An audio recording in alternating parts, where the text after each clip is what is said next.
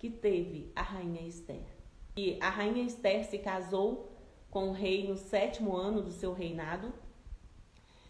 E o rei, ele sentiu saudades de Vasti.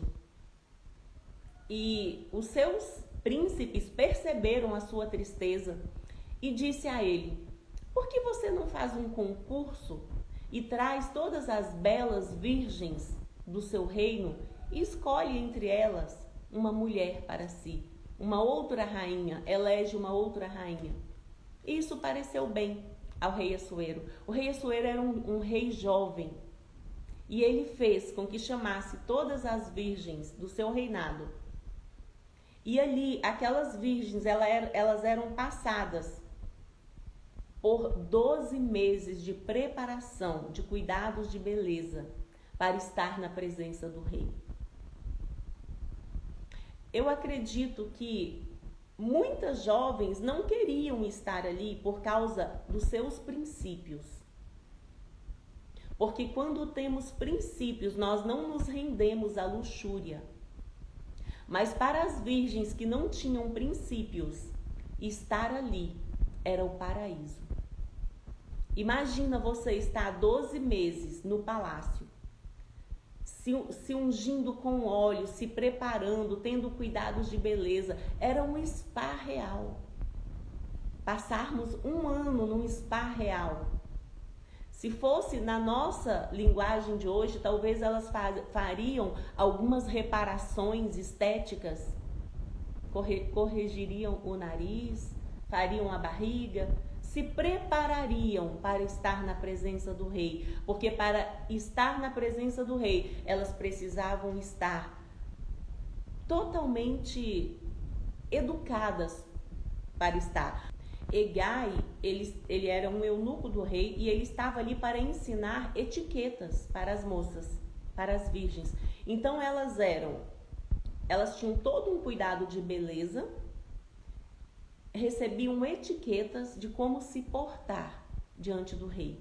E quando elas eram levadas perante o rei, elas tinham tudo de presente que elas quisessem, eram lhe dados. Joias, roupas, tudo que elas quisessem, elas podiam pedir, que Hegai dava a elas. E na hora que chegou a vez de Ester, Ester era prima de Mardoqueu.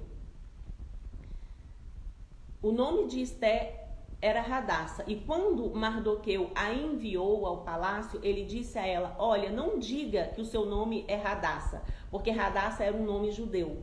Diga a eles que o seu nome é Ester. E naquela época também os nomes contavam muito, falavam muito sobre as pessoas. E os pais de Ester tinham morrido e Ester era órfã. E o primo dela, que se chamava Mardoqueu, era quem cuidava dela. E os dois eram judeus. Ester era judia. E Mardoqueu trabalhava no palácio e ele ficou sabendo desse concurso. E ele então preparou Ester e mandou Ester para esse concurso. Porque Mardoqueu pensava no futuro de Ester. Se tornar rainha era uma grande honra naquela época. E talvez Ester não quisesse ir porque Ester tinha princípios.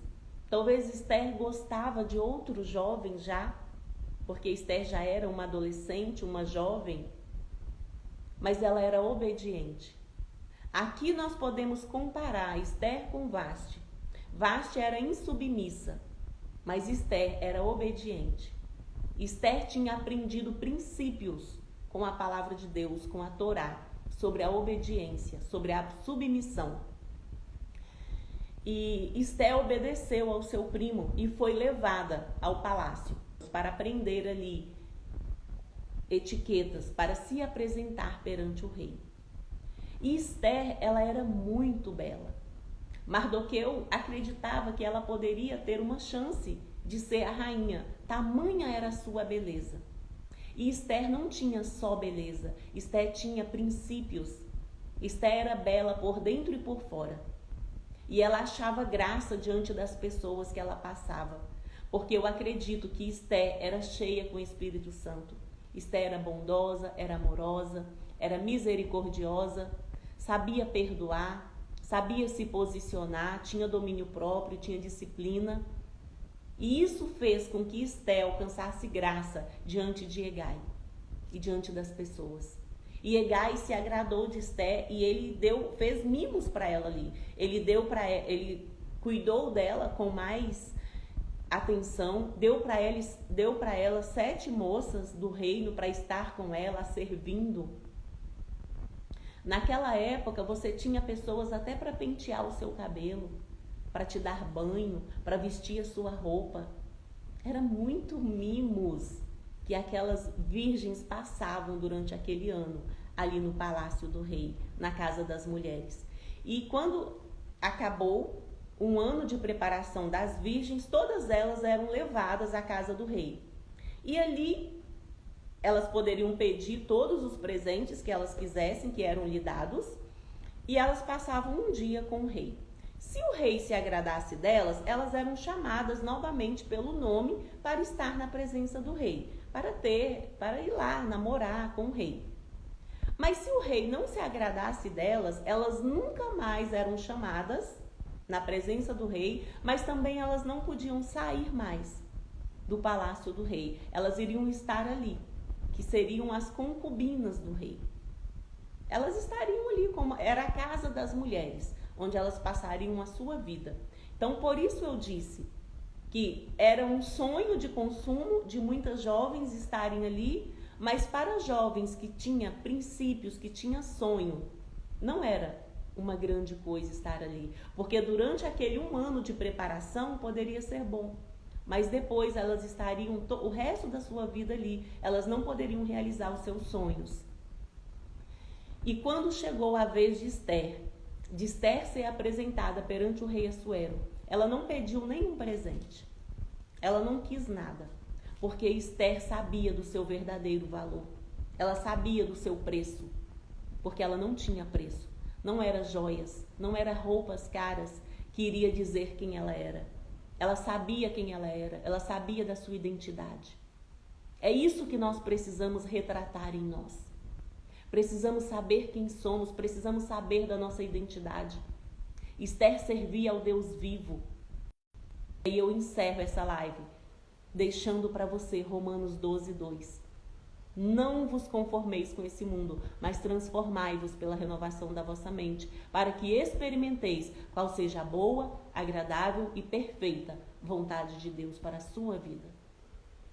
A vontade de Deus para nós, ela é boa, agradável e perfeita, mas ela requer de nós obediência, ela requer de nós um posicionamento. Precisamos ser diferentes de uma geração que tem andado totalmente longe do Criador, totalmente longe do seu propósito, longe da sua real identidade.